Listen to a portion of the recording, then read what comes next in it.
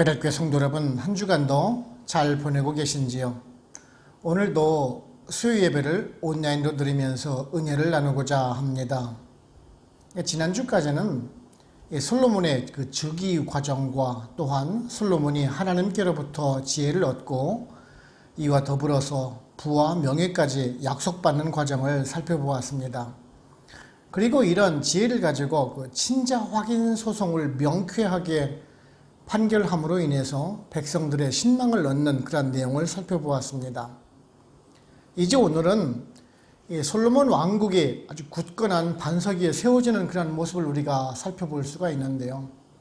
그런 내각 강요들과 12지방의 구역 그리고 그것을 관장하는 그런 행정 관료들에 대한 기사가 기록이 되고 있습니다. 그렇다면은 이 열왕기상의 저자는 이 솔로몬의 관료들을 기록하게 된 그 이유가 무엇일까 우리가 한번 생각을 해보게 됩니다. 그것은 이 솔로몬 왕에 의해서 이스라엘에 대한 그런 참된 왕정이 시작되었다는 것을 보여주기 위함인 것을 우리가 알 수가 있습니다.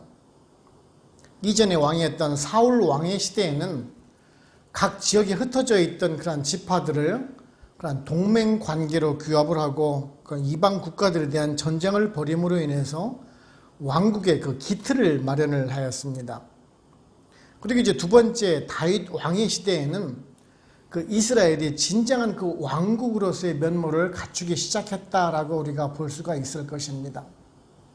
다윗은요, 그 사울 왕 때보다 더욱더 그런 중앙 집권적인 정치를 통해서 이스라엘을 강대국으로 만들기 위한 기초를 세웠습니다. 대외적으로는 모압이나 암몬, 아람, 에돔, 아말렉 등 주변 국가들을 정복을 했습니다. 거의 아래 남쪽으로는 애굽으로부터 또한 동쪽으로는 아카바만 그리고 북쪽으로는 유브라테스 강까지 국경을 넓혔고요.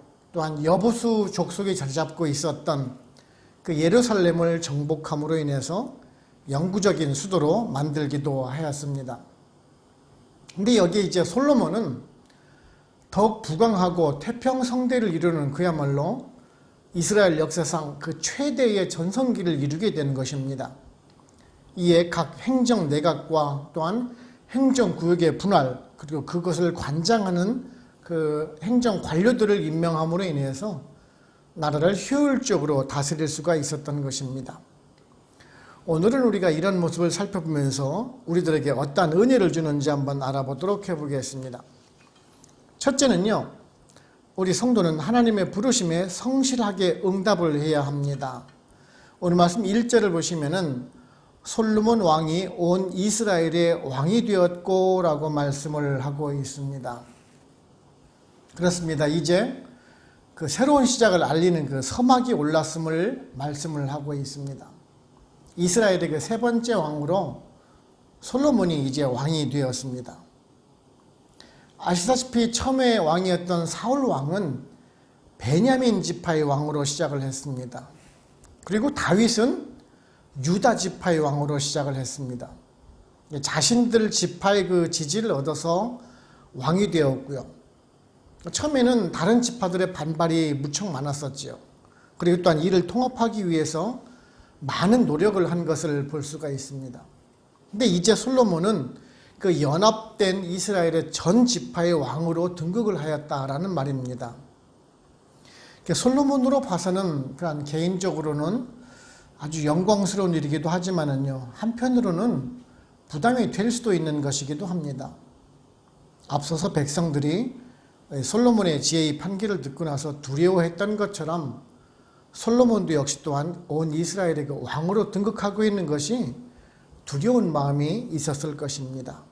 그래서 솔로몬 자신도 작은 아이라고 표현을 부르면서 자신이 그 겸손한 모습을 보이곤 했었던 것입니다. 사실 이러한 그 겸손함이 하나님께서 들어쓰시는 그런 이유가 되었을 것입니다. 겸손이라는 단어는요, 단지 자기 자신을 낮춰 부르는 것만은 결코 아닙니다. 그 말 속에는 자신의 그 책임과 의무에 대한 결연한 의지가 있다라고 봐야 합니다. 자신이 다스려야 하는 그 이스라엘을 지금 정확하게 파악하고 있다라고 볼 수가 있을 것입니다. 즉 솔로몬은 자신의 사명을 잘 이해하고 준비를 하고 있었다라고 봐야 할 것입니다. 오늘날 교회를 보시게 되면은 자신이 겸손한 척하면서 그리고 자신이 무능한 것처럼 말을 하면서 교회에서 맡은 사명을 회피를 하고요. 잘 맡아서 충성하지 않으려는 그런 사람들을 종종 볼 수가 있습니다. 그리고 좀 더 교회에서 편한 생활을 하려고 합니다. 그저 교회 출석만 하려고 하죠. 한국에 있는 초대형 교회 같은 그런 도시들 보게 되면은요, 큰 지역에 사시는 분들 보면은 아주 작은 교회를 섬기려고 하지는 않습니다. 좀 큰 교회를 다니려고 합니다. 왜 그럴까요? 섬기기를 싫어하는 것입니다. 예수님은 좋은데 그 예수님을 따라 살기는 싫다라는 것입니다. 어찌 보면은 이기적인 신앙심이라고 할 수가 있을 것입니다. 결코 그래서는 신앙이 성장하지는 않습니다. 내가 없어도 다른 사람이 다 잘할 거야 라고 생각하는 것 또한 잘못된 생각입니다. 교회에서 잘하고 못하고가 어디 있겠습니까? 하다 보면 실수도 있고 잘못할 수도 있습니다. 그것을 두려워하지 말고 주님의 일을 할 수가 있어야 하는 것입니다. 주님은 그 잘못되거나 실수한 것을 가지고 나무라시는 분은 결코 아닙니다. 오히려 도움을 구하고 최선을 다하려는 그 마음을 주님은 높이 사실 것입니다. 정말 부족하고 능력이 없다라고 생각이 된다면 오히려 기도하고 매달리면서 하나님께 지혜와 능력을 달라고 기도를 해야 되지 않겠습니까? 사실은 그렇게 기도하면서 교회에 맡겨진 사명을 감당하면서 노력하는 사람이 바로 곧 겸손한 사람인 것입니다. 오늘 보시는 이 솔로몬도 마찬가지입니다. 그가 정말 능력이 없고 정말 작은 아이입니까? 아니지 않습니까? 자신에게 맡겨진 그 직무를 충실히 수행하고자 하나님의 도우심을 간구하고 하나님 앞에 엎드리고 매달리면서 하나님께서 주신 그 지혜를 간구할 때 하나님께서 지혜와 능력도 허락해 주신다라는 사실입니다. 사랑하는 성도 여러분, 우리는 입으로 부족하다, 능력이 없다라고 말하지만은 사실은 그것을 우리가 감당하기 싫어하는 것 아니겠습니까? 주님의 진실한 성도는요, 그렇게 해서는 안 될 것입니다. 비록 우리가 감당하기 벅차고 힘들지라도 그 말씀에 순종하면서 맡은 직분에 열심히 충성하고 하나님의 도우심과 지혜를 간구할 때 더욱더 더 큰 능력을 발휘할 것이고 또한 주님께서는 이러한 성도님들을 기뻐하실 것입니다. 디모데전서 1장 12절에서요. 나를 능하게 하신 그리스도 예수 우리 주께 내가 감사함은 나를 충성되이 여겨 내게 직분을 맡기심이니라고 고백하며 그 직분을 충실히 감당했던 그 디모데를 우리가 본받아서요. 우리 성도님들도 정말 교회에 맡겨진 직분을 잘 감당하시고 또한 스스로 자원도 하셔서 우리들의 신앙도 키워가시고 교회를 든든한 반석 위에 세워나가실 수 있는 저와 여러분들 되시기를 바랍니다. 둘째는요. 우리의 성도의 삶과 신앙은 구분되지 않는다라는 것입니다. 오늘 말씀 2절을 보시면은 그의 신하들은 이러하니라 사독의 아들 아사리야는 제사장이요 라고 말씀을 하고 있습니다. 제가 지금 그 2절만 말씀을 드렸지만 여러분들께서 이제 6절까지를 쭉 같이 보셔야 합니다. 여기를 보시면은 그 이스라엘의 그 세 번째 왕이었던 솔로몬과 함께 그 신정 왕국, 그 이스라엘을 이끌어 나갈 행정 관료들의 이름이 기록이 되고 있습니다. 어떤 사람은 그 나라의 그 신앙적인 부분을 이끌어 나갈 사람의 이름이 기록되고 있고요. 어떤 사람은 그런 군사적인 부분을 담당할 사람, 어떤 사람은 행정적인 일을 담당할 사람들의 이름이 지금 기록이 되고 있습니다. 또한 어떤 사람은 이 모든 일을 이렇게 총괄해서 왕에게 영적인 조언을 해주는 사람도 기록이 되고 있습니다. 그런데요, 이 사람들을 좀 면밀히 살펴보게 되면은요, 이 모든 사람들이 공통적으로 그들의 삶과 정치, 군사, 경제적인 모든 부분이 신앙이라는 그 믿음으로 전제되고 하나로 묶여 있는 것을 우리가 보게 됩니다.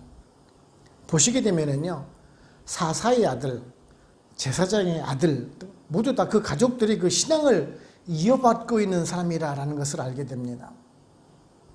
단지 그가 솔로몬에게만 충성을 했기 때문에 선택된 사람들이 아니라라는 점입니다. 아버지에 의해서 그 아들대에 이르기까지 진실한 신앙을 이어가던 사람들이라는 것입니다. 우리들은요, 이 사실이 얼마나 중요한지를 알아야 합니다. 단지 내 대에서만 예수 그리스도를 믿는 그 신앙의 집안이 되어서는 결코 안 된다라는 것입니다. 그 신앙의 기록이 계속 이어져야 한다는 것입니다. 그래서 신앙 교육이 매우 중요한 이유이기도 합니다. 지금 이들의 삶은요, 그 자체가 바르고 삶입니다. 그들 각자의 역할이 다르다고 할지라도 하나님의 그 신앙이라는 그 근간을 두고 생활을 해왔다는 점입니다. 사실 성경에서 일관되게 우리들의 삶에 대해서 가르쳐주고 있는 것이 바로 이런 것들입니다. 신앙과 삶이 분리가 되지 않고 하나된 삶을 살라라는 것입니다. 진실된 신앙과 삶이 그 일치된 모습으로 살아가라는 것이 성경의 일관된 가르침입니다. 구약 성경을 읽다 보면은요, 지금 우리가 읽다 보면 이해가 안 되는 그런 율법들이 많이 참 기록이 되고 있죠. 그렇다면 하나님께서는 왜 그토록 많은 율법을 알려주시면서 백성들 하여금 지키도록 했느냐라고 하는 것입니다. 제사법이라든지 정결 예식 같은 것들은 지금 우리가 보아도 지키기 힘든 부분에는 틀림이 없습니다. 그리고 또한 그 구약의 율법도 자세히 보시면은 그냥 하나의 공통적인 것을 우리가 찾아볼 수가 있는데요. 그것은 바로 그런 사회적인 측면이나 경제적인 측면, 심지어는 그 대인 관계 속에서도 꼭 믿음과 그 신앙이 일치되고 연결되고 있다는 것을 우리가 알게 됩니다. 예를 들어서 그 신명기 14장, 15장을 보시게 되면은요, 그 우리가 의식적인 법, 그 의식법을 말씀하시다가도요, 갑자기 사회적인 삶을 말씀을 합니다. 그러다가 또 그 이웃과의 관계에 대해서 말씀을 하다가 또 희생 제물에 대해서 말씀을 하기도 합니다. 그래서 어떤 분들은 성경이 일관성이 없는 것 아니냐라고 말을 하기도 합니다만은 전혀 그렇지가 않다라는 것입니다. 하나님께서는 그 믿음과 윤리, 종교와 사회를 따로 구분하여서 말씀을 하고 있지 않다라는 점입니다. 그런데 요즘 우리의 현대 사회들은 어떠한가 한번 살펴보게 됩니다. 물론 정치와 종교는 분리되어야 한다라고 가르치고 있지요. 물론 나라를 다스리는데 그 온갖 종교들이 다 혼합돼서는 안 되겠죠. 하지만 처음 하나님께서 가르쳐 주신 그 원리는 더욱 다 저버리고 요즘 보면 오직 그 경제적인 이익과 자기들의 그 권익을 위해서만 나라를 다스리려고 하지는 않습니까? 이런 것들은 오늘날 가정도 마찬가지이지요. 부모가 아이들과 같이 식사를 하는 자리에서 기도하는 모습을 보인다거나 TV 앞에 앉아있는 것만 아니라 정말 부모들이 성경을 읽으면서 자녀들과 같이 큐티하는 모습, 다 같이 찬양을 부르는 모습을 보면 여러분들 얼마나 보기 좋습니까? 직장에서도 마찬가지입니다. 위에 상사들한테, 후배들한테 나는 신앙인입니다. 그렇기 때문에 나는 술, 담배를 하지 않습니다. 자랑스럽게 밝히고 생활을 하면 얼마나 보기가 좋습니까? 근데 요즘에는 한국적인 문화는 술 권하는 사회고 담배 권하는 사회이지 않습니까? 그것들을 멀리할 수가 있어야 합니다. 신앙인들은. 올 초에 은퇴한 저희 형님이 회사 생활을 30여 년을 하시면서요, 신입사원 때부터 공개적으로 밝혔습니다. 나는 신앙인입니다. 그래서 술, 담배를 하지 않습니다. 물론 처음에는 미움을 받았겠죠. 하지만 성실하게 그 회사 생활을 하는 모습을 보면서 임원들도 상관들도 인정을 했고요. 대기업 임원으로 정년퇴직을 한 모습을 보면서 제가 동생으로서 얼마나 자랑스러웠는지 모릅니다. 우리는요, 그 삶과 신앙이 일치된 삶을 모습을 보임으로 인해서 크리스찬이라는 것을 정말 자랑스럽게 생각을 해야 합니다. 그래야 우리들 자녀들에게도 자랑스러운 부모로 남을 것이고요. 이런 삶과 신앙이 하나 된 삶을 살아갈 때 하나님께서도 복으로 함께 해주실 것입니다. 세 번째는요, 우리가 성도가 연합하여 같이 섬길 때 교회는 부흥을 하게 됩니다. 오늘 말씀 7절을 보시면은 솔로몬이 또 온 이스라엘에 12지방 관장을 두매 그 사람들이 왕과 왕실을 위하여 양식을 공급하되 각기 1년에 한 달씩 양식을 공급하였으니 라고 말씀을 하고 있습니다. 역시 오늘 말씀 그 7절부터 이제 19절까지를 쭉 같이 보셔야 할 것입니다. 이스라엘을 12구역, 행정구역을 쭉 나누게 됩니다. 그것을 관장하고 다스리는 그런 관리들의 명단이 기록이 되고 있습니다. 솔로몬이 이러한 중앙 집권적인 체계를 가지고 아주 일사불란하게 움직이기 위해서 조직한 것이기도 합니다. 그런데 좀 전에 말씀을 드렸듯이 왜 열왕기서의 저자가 이런 것까지 아주 세세하게 기록을 하고 있는 우리가 살펴보아야 합니다. 사실 이것은요, 눈에 보이지 않는 것까지도 하나님께서 섭리하고 있다는 것을 보여주시기 위한 것임을 깨닫게 됩니다. 과거 이스라엘은 단지 그런 왕이라는 제도 아래에서 움직이고 섭리하는 것을 보여주었지만은요, 이제는 그 이스라엘이라는 그 나라를 질서 있게 체계적으로 살피시려는 그 하나님의 작정하심이 있었다는 것을 우리가 알게 됩니다. 교회도 마찬가지입니다. 사도행전을 보시게 되면은 예수님께서 승천을 하신 후에 주님을 믿는 성들이 점점 이제 많아지기 시작을 하게 됩니다. 그래서 이제 교회가 어떻게 변해갑니까? 구제할 사람들은 많아지고요. 봉사할 사람은 한정되어 있고 사도들은 말씀을 전할 시간조차 없게 되지 않습니까? 그래서 세운 방법이 7 집사를 세우게 됩니다. 그들로 하여금 교회의 행정적인 측면을 담당하게 하고 사도들은 말씀을 전하는 일에 전념할 수가 있게 하기 위함이었었습니다. 그러다가 이제 또한 점점 더 많은 성도들이 각 지역에 이제 교회들이 세워지게 되죠. 그 많아진 교회들을 조절해 가면서 적절하게 복음을 전해야 되는 그 시기가 된 것입니다. 그래서 각 교회별로 장로들이 세워지고 지역별로 감독이 세워지지 않습니까? 이것이 무엇을 말씀해 주는 것이겠습니까? 바로 하나님의 은혜와 섭리가 더 많이, 더 멀리 전파되게 하기 위한 그 하나님의 뜻, 계획, 그 섭리가 계시다라는 것을 우리가 알 수가 있는 것입니다. 교회에서 직분제를 세우는 이유가 바로 곧 이것입니다. 주님의 몸된 교회가 든든히 세워가기 위함이다라는 것이지요. 각자의 담당 직분을 성실하게 담당함으로 인해서 교회가 든든하게 세워져 가는 것입니다. 그런데 오늘날 많은 교회가 분란이 있지요. 왜 그럴까요? 직분에 대한 욕심이기도 합니다. 이 직분을요, 봉사 직분으로 생각하지 않고 계급적인 그런 계층 구조로 보기 때문이기도 합니다. 목사는 목사의 권위만을 세우려고 하고, 장로는 어른으로, 교회 대접의 어른으로 대접만 받으려고 하고, 성도들에게 신앙의 모범을 보이지 못하고, 권사는 그 어머니의 역할을 제대로 감당하지 못하고, 교회 집사는 교회에서 무엇을 담당해야 되는지 제대로 교육받지 못한 채 그 직분만을 받기 때문에 그렇습니다. 한국의 어떤 교회는요, 직분을 내어주고 돈을 받는다라는 말을 들은 적이 있습니다. 뭐 장로는 1,000만 원, 안수집사는 500만 원, 권사는 300만 원을 주어야 임직할 수 있다는 그런 말을 듣고 얼마나 정말 개탄했는지 모릅니다. 과연 그렇게 함으로 인해서 주님의 몸된 교회를 질서 있게 세울 수가 있을까요?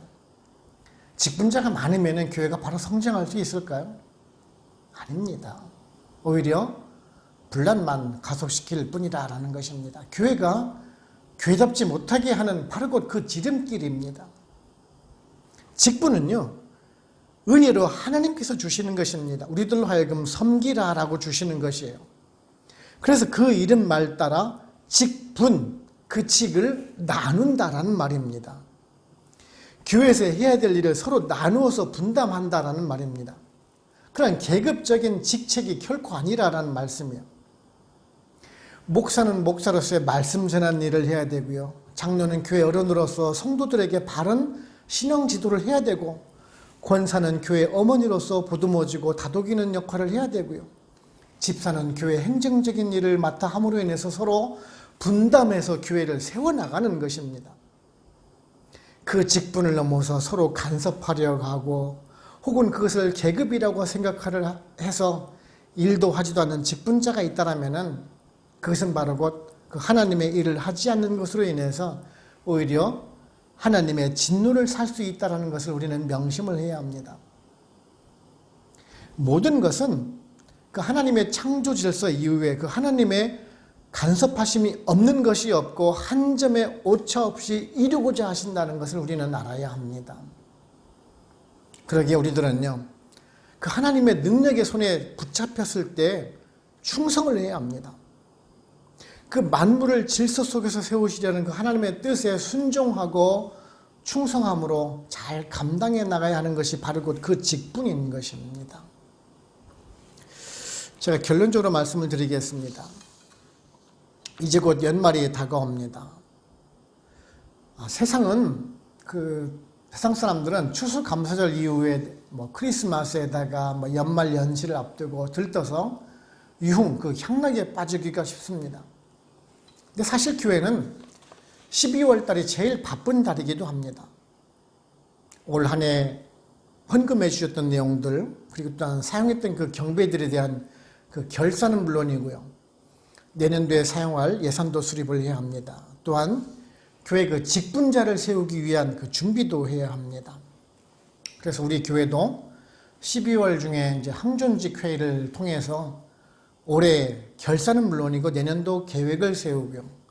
내년도 1월 달에 우리가 성도 전체 회의를 통해서 그것들을 우리가 최종 결정을 하게 될 것입니다. 물론 교회를 섬길 부서와 직분자도 결정을 하게 되겠지요. 우리 성도님들이 섬겨야 할 그럴 부서들도 정하고 그 부서에서 어떤 일을 해야 하고 누가 어떤 일을 해야 할 것인지를 우리가 상의를 할 것입니다. 물론 여러분의 재능과 적성이 고려가 되겠지만은요, 어떤 분들은 본인이 싫어하시는 그런 일을 하실 수도 있습니다. 그럴 때에도요, 여러분은 아멘으로 순종하시기 바랍니다. 교회 일은요, 하기 쉽고 편한 일이 없습니다. 누군가 해야 하고 그 일을 통해서 또한 교회가, 성도가 은혜를 받기 때문에 그렇습니다. 중요한 것은 여러분의 헌신입니다. 이 직분은 명예직도 아닙니다. 회사에서 봉급이 나오는 것도 아니지요. 말 그대로 섬기는 직분인 것입니다.